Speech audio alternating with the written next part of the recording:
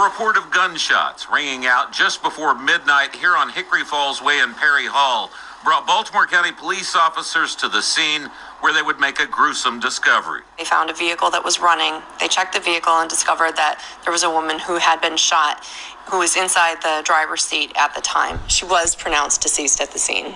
A search of the area produced no suspect. If somebody was after you, you can run down toward the gunpowder, or you can run back into here. And neighbors waited anxiously to learn more about the victim. Now, my neighbor just told me it was a girl, 20 years old, I think. Police identified the victim as 20-year-old Taylor India Webb of Baltimore, who died from multiple gunshot wounds to the upper body. But early in the investigation, they say they have little to go on.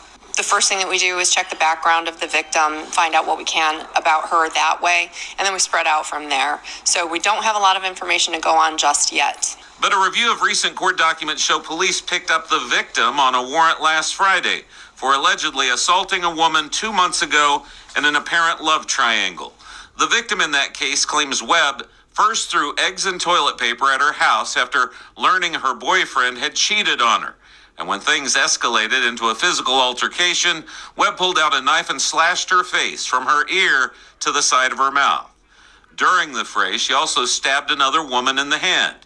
Now, police haven't linked those assaults to Webb's murder, but she had just posted bail on those charges 4 days before she turned up dead. Reports of gunshots, a vehicle left running, and ultimately the body of a woman shot at point-blank range found behind the wheel of that car. The victim, 20-year-old Taylor Webb, lived 10 miles away in Baltimore City, and people living near the crime scene could only guess why it happened in their neighborhood. And I guess it's because of the woods. You can go either way, you know. If somebody was after you, you can run down toward the gunpowder, or you can run back into here. But it turns out there was nothing random about the shooting, nor the place where 19-year-old Christopher Ingalls allegedly killed his ex-girlfriend. We have been able to determine that the reason why this occurred in Perry Hall, which seems to have been a question on everybody's mind, is that the young man who is the suspect, Mr. Ingalls, does live about a half a mile from that area. According to charging documents, investigators learned that Webb had been in telephone contact with Ingalls throughout the day, arranging a time to meet that evening. On her way to the rendezvous, Webb wrote haunting text messages to an associate stating, "Here is my location in case he tries to kill me or set me up." She goes on to text, "Yo, I'm scared. He may kill me." Webb went on to text that Ingalls was walking down the street. He was making sure she was alone, and he didn't live at the address where he asked her to meet him. Initially, Hello everyone, it's your sister Roland, and all I need is a few minutes to talk about this case that came out of Baltimore, Maryland, and it happened on February 26th of 2019, where you had this 20-year-old by the name of Taylor India Webb who lost her life because of DV. So I first saw this story from a YouTube channel called All Things DV, and sometimes when I usually watch the story, I just move on. But sometimes there comes a story that there's lessons that can be pointed out to save another person. Unfortunately, it cannot do anything for her because she's no longer here, but it could save one person. It could save two.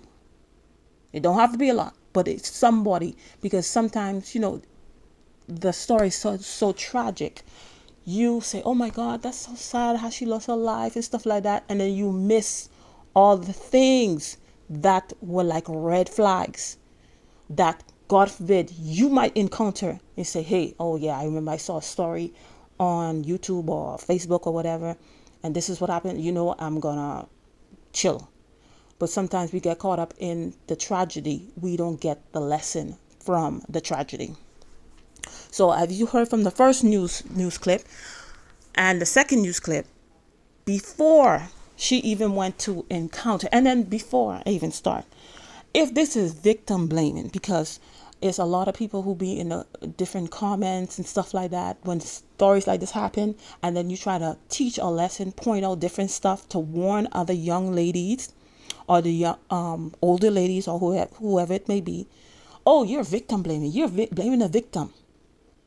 Well, if this is victim blaming, well, I'm victim blaming, because I have to point out certain stuff that people may not see. or put a green light on it, well, I'm going to do that. Since you guys are victim blaming experts, yeah, so I'm going to do it.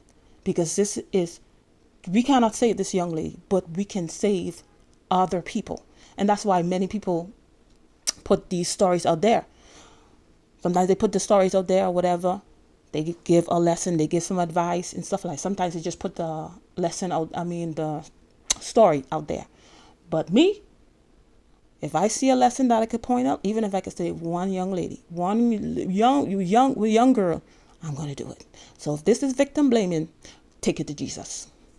So she was in a relationship with this Engels guy. I'm not sure if they had ended the relationship. But like at the YouTube channel, I didn't even know about this part. It's when in the research, I didn't know it was like the guy had cheated on her, and then she went and go attack I'm not sure if this was the new girlfriend or whatever it is, but she went and attacked this girl, slashed her, and ended up hurting another person. And this, she posted bail 4 days before she was taken out. 4 days. If you ever reach to a point you're in a relationship where you have to go fight somebody for your man, for your thing, that relationship is over. You need to just move on. Just move on. Because you don't know how it's going to turn out, because we are dealing with a lot of people who don't have any emotional intelligence at all. It just sets them off. Any little thing could set them stuff that, maybe they could just leave it alone or whatever.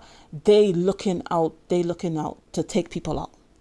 So 4 days she had gotten into this altercation, and maybe he was done with her. Maybe this new girl, he saw more benefits in her.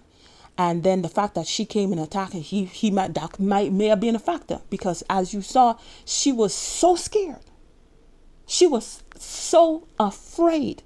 She texted a friend and said, here's where I am, just in case he want to set me up, just in case he want to take me out. She was so afraid. And then what ended up happening? He took her out. And this is what I always say, do not ignore your intuition. Even though, yes, she had messed up, and that doesn't mean she was supposed to be taken out. Who's saying that? Nobody's saying that. But her intuition, God was probably, don't go, girl, don't go. And she felt it. Because the fact that she texted somebody and said, I'm here, I'm my location. And she even saw him. She saw him looking to see if she was alone. But she didn't drive off. Because, of course, she still had, feelings for him or whatever, but didn't know. As soon as maybe he might have talked to her, but I don't think so, because the window was still up, and then the bullet went through the window. So she might have not even put the window down. As soon as he came to the car, he probably took her out. So he was out. He had already made the decision to take her out. It was a done deal. But this is why I always say, don't ignore your intuition. I was just talking to a friend of mine today, and she was supposed to come to Miami. She lived all the way in Port St. Lucie. But she's like, for some reason, she's felt this heaviness that she never felt before. And then she was ready coming on the way, but she had to go get gas. And then before she leaves, she always prays. And then she was like, Lord, if you don't want me to go, because I don't know where this heaviness is coming from, please take him. She said she tried her horn, the horn wouldn't work. And then she's like, okay. So she's the one of the people that taught me, do not ignore your intuition. You feel something. You see, if you don't feel at peace with certain decisions that you're making or places that you're going, don't go. I don't care if it's a relationship, a rendezvous, someplace that you have to go. And sometimes even if you can't find your keys, you cursing, why the F you got, you always touching my stuff. Why I can't never think of. And then that's God trying to save your life. But you upset because you can't find your keys. But that's God trying to spare your life. And she said she stayed home. She stayed home, and as soon as she went back home, that heaviness was gone. We don't know what would have happened. And my stories I can tell you. My intuition, godly intuition, motherly intuition, womanly intuition, whatever you may want to call it, has saved me. Even in a DV situation where I had missed, at the time my kids was 4 years old. Now they're older, way older. and I missed the bus, and the kids were late. So by the time I reached to the school, it was real late. So I passed through a parking lot,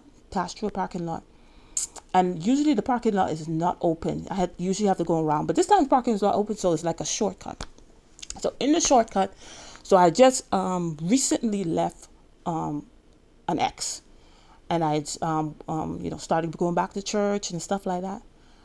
And while I was walking in the parking lot, I see this car coming at full speed towards me, my kids.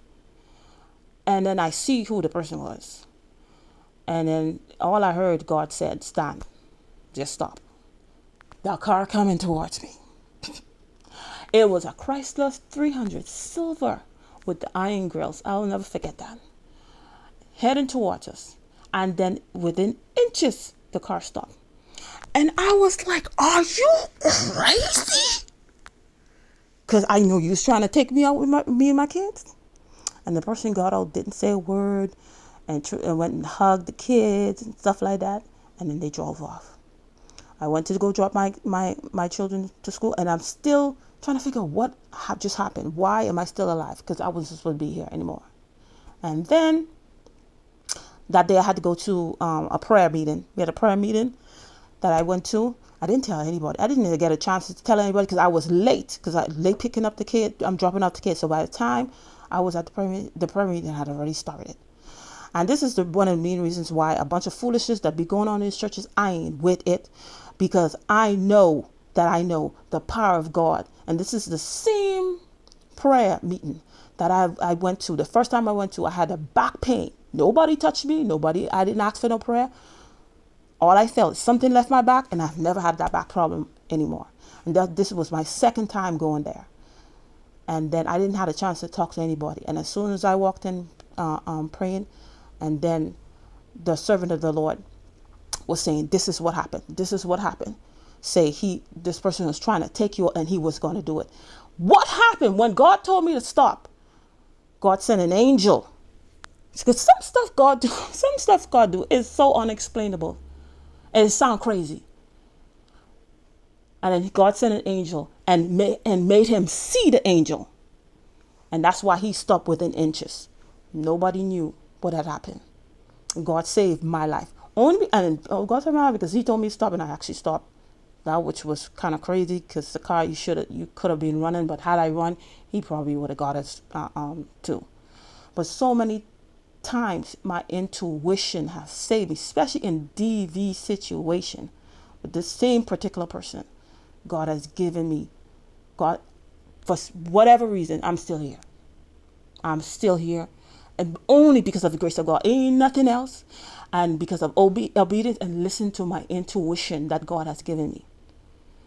This young lady felt she was not supposed to meet she knows she was not supposed to meet with a guy, because after you did this thing to this so-called girl he was cheating on you with, and even if you was supposed to meet up, I would bring people with me, or I would have something on me just in case.